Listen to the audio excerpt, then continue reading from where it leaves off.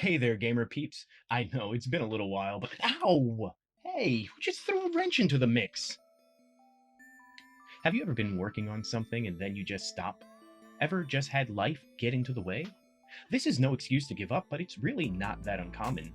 But using just 3 steps, I might be able to help you get more done, with or without a wrench being thrown into the mix.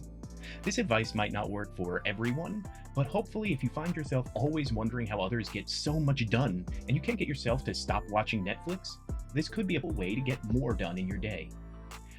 Firstly, let's establish that the hard part is getting over the hurdles often required to create. To get a pencil and then place its tip to the sheet of paper is going to be harder than the actual mark making on the page itself. What I mean is getting the pencil and the paper in front of you and then forcing yourself to make that first line. That is actually the hard part. If you don't have your pencils and paper in one spot, how much time is it going to take to get them together? And how much time have you allotted yourself to work on this project? Are those 15 minutes of gathering supplies going to cut into your work time?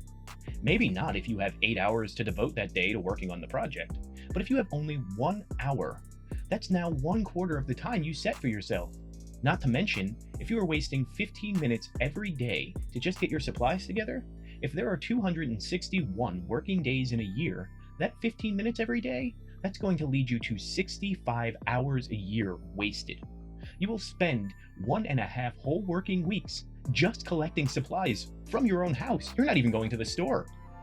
So the first step to getting more done, it's going to be getting organized in a way that helps you get to your work quicker.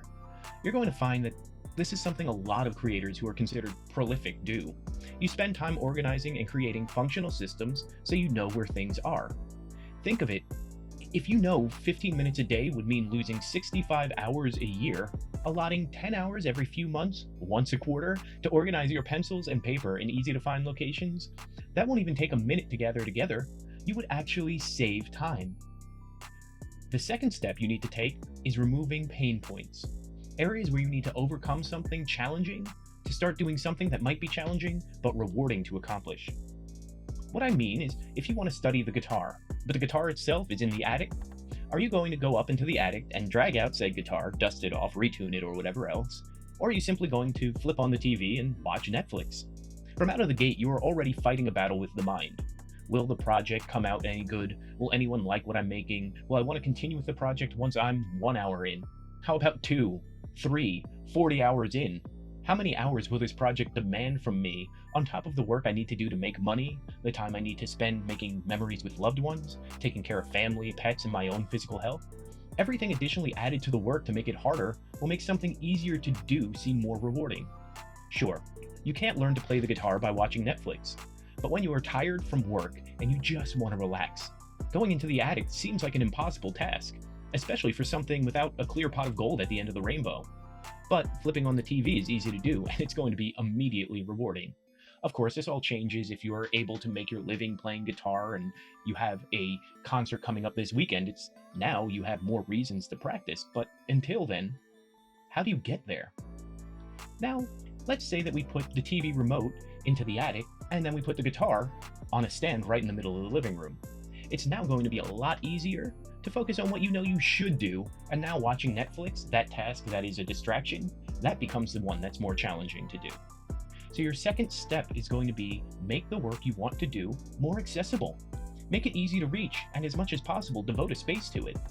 Of course, not everyone can have an office to devote to their art, but if you can put your projects in a place where you have to see them and make them easier to get to than the simple and fun task, that's going to be your solution. Hide your video game controllers in a drawer and display your paintbrushes in a cup next to an easel on display in your living room. Make it easier to paint or write or play music or whatever your medium of choice is than to watch TV. Make it easier to be a creator than to be a consumer, and you'll likely create more. Thirdly, you have to forget motivation. Everyone is motivated at the start of a task. We all can dream of what we want to make, and most can talk a big talk about what they are going to do. But how many people do you know actually printing the art they talk about, or shipping games, writing screenplays, and filming movies? Motivation fades. This doesn't reflect your passion. Even if your motivation's gone, I'm sure you're still passionate about what you do. But as we work on a project without an end in sight, with so many ambiguous variables at play, It is easy to give up internally. How does one climb a mountain after they see that it towers above them?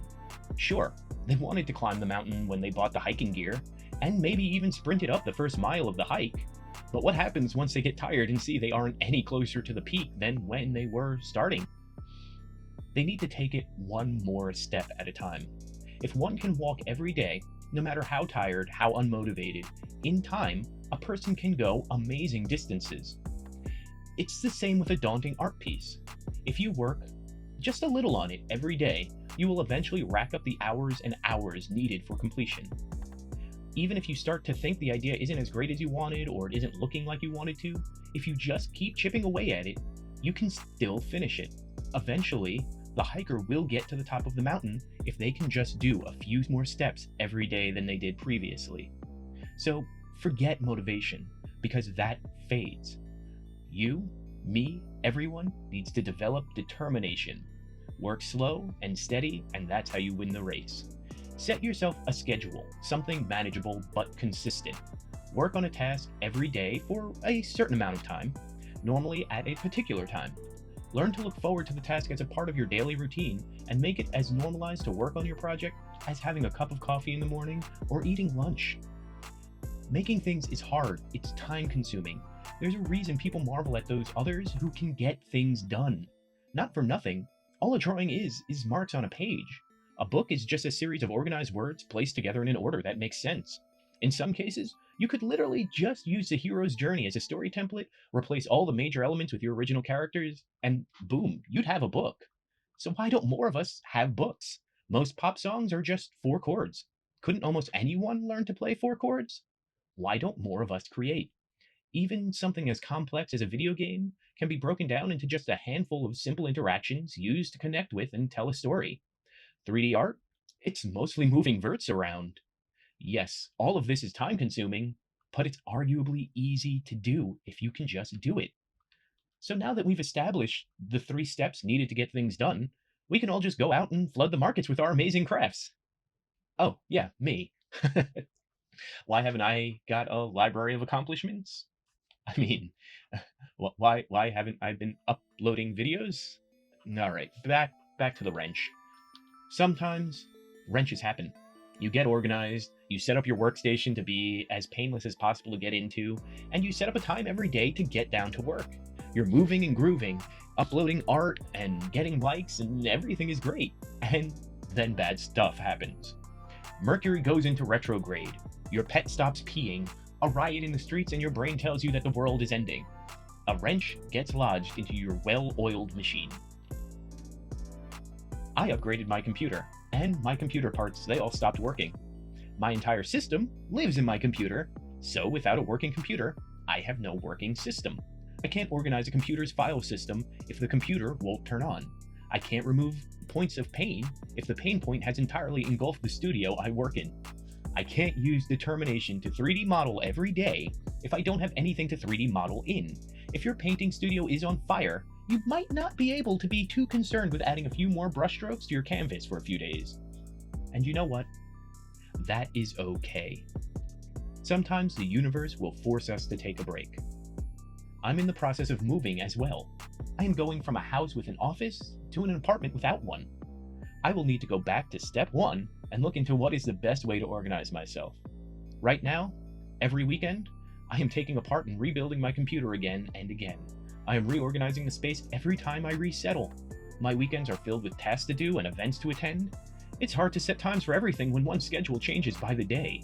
So, should I, or if you experience something similar, just give up? Well, you know what? I have a secret 4th step to getting more done.